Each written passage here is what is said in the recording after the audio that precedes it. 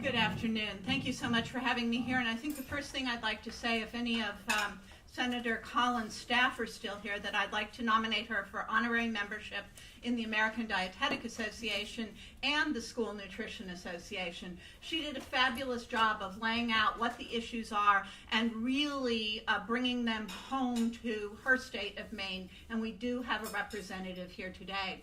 What I'm going to do very briefly is reinforce a few of the senator's points with you, point out where that information is in your packets, and then really do what's most important here, which is to bring the voices of school cafeterias to you.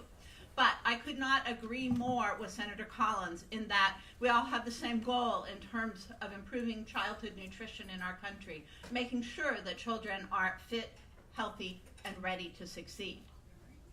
The question is this limitation going to impede that progress, especially in terms of cost, nutrition, and variety?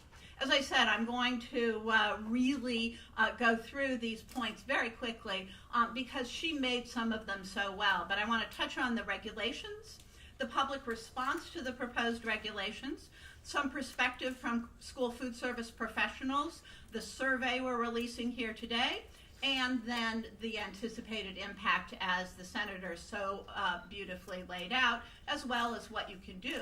I'm going to expand slightly from the state of Maine, though, to include the entire country and to bring you some perspective of what things look like in school lunchrooms.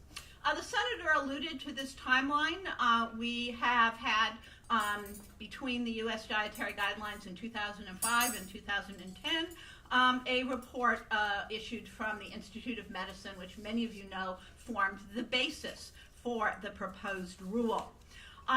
The proposed rule, which came out in January, elicited 130,000 or more comments. Right now, the department is reviewing those comments with a final rule anticipated sometime towards the end of this year or the beginning of next year. So we have some time to continue the conversation about whether this rule makes sense.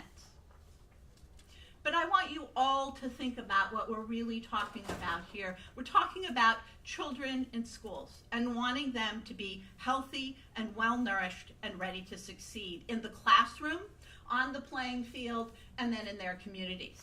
This young man is from northern Wisconsin, Colon, Wisconsin, and I think one of the things that's important for every person in this room to think about is that today's school lunch is not your school lunch. I don't care if you were in school 5 years ago, 10 years ago, 50, 25 years ago. School lunches have made revolutionary changes. You can see it in this tray, you can see it here, and there's a lot of discussion about how bad school meals are, but in fact, you will hear the voices from the cafeteria what incredible things are being done. As the senator so ably laid out for you, the intent of the proposed rule was to improve nutrition, to balance cost, and to encourage variety. I don't have to review the points, they're in your packet, and she reviewed them in terms of no starchy, so-called starchy vegetables at breakfast, and a limit of 1 cup per week. And you've heard about the practical implication of that. But here's the important piece that we're releasing for the first time here today, and that is a survey, and you have a wonderful sheet in your packet about that. A sample of 245 school district level directors. So the people who really know what life is like where the food meets the tray. Those of you who didn't choose one of these compostable trays from our district in Alexandria, I mean revolutionary changes in terms of nutrition and environmental awareness have really taken place in cafeterias. What did these folks say? And they were interviewed between August and September. They said that this proposed rule in terms of the limitation on those 4 vegetables, 60% viewed it as something that would increase cost. 64% viewed it as something that would increase plate waste. As the senator said, it's not nutrition until it gets into a child. If it goes in the garbage, It's trash. It's not nutrition. And that's what we need to focus on.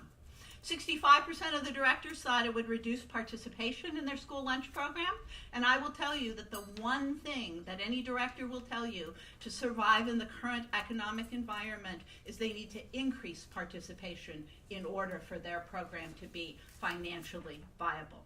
40% also viewed this as a possible actual decrease in the quality of children's overall health. You've heard about the cost issues. Those are laid out for you in the materials that you see, as well as on some of the poster information. And you'll hear our directors address that.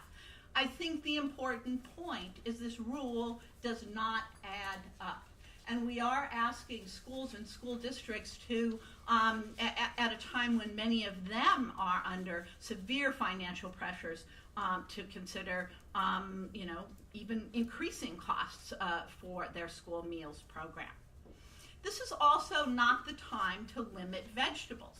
90% of school-age children are not getting the recommended amount of vegetables, and virtually everybody from the First Lady's Let's Move program to every public health group says we should increase consumption, that we should increase overall vegetable and fruit intake, and the 2010 dietary guidelines actually increased the starchy vegetable recommendation to 5 cups per week.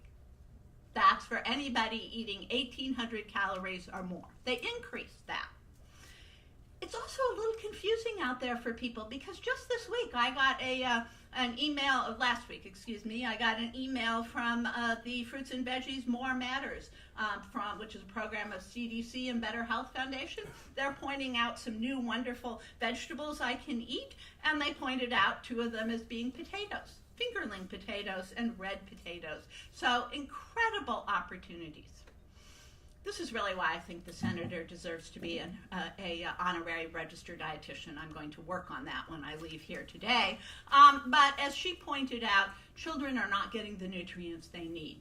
The dietary guidelines pointed out all these nutrients as shortfall nutrients, but focused on 4 nutrients of concern: vitamin D, potassium, dietary fiber, and calcium. As you've heard, potatoes are an excellent source of potassium and a good source of dietary fiber. If you had some of that delicious low-fat cheese sprinkled on yours, you also got some of that calcium and vitamin D. The other point is the cost efficiency in this arena. So what we need to do for school nutrition directors is to make it possible for them in a cost-effective way to meet nutrient targets. Calorie levels, fat levels, sodium, no fat, no sodium, better potassium than bananas, and fiber on par with broccoli at a cost of less than 5 cents per serving. This is a way for school nutrition directors to get where they need to be. You've heard about Maine, you've seen trays from from Alexandria, Virginia. This is one served last week in Portland, Oregon, with an Oregon russet. These people get very defensive about whose potatoes are which, but an Oregon potato with, you see those toppings we've been talking about, a whole grain roll, and local fruits from Oregon as well. And I want to emphasize that as a registered dietitian, as a member of the School Nutrition Association, I absolutely concur with the overall goal of the proposed rule and with concerns to improve child nutrition. The question is, does this do that? And in fact, you have a wonderful report, a menu model with potatoes. So taking those IOM guidelines, those lunch targets that we talked about before, in terms of the nutrients that you see here, they compared having just 1 cup per week of the so-called starchy vegetables to 2.5 cups. And what do we find out? We found out that when there were more of these potatoes, corn, lima beans, also known as butter beans in the South, and peas, thank you, that actually it improved the nutrient profile. The calories were the same, the fat went down, and again, importantly, the potassium went up.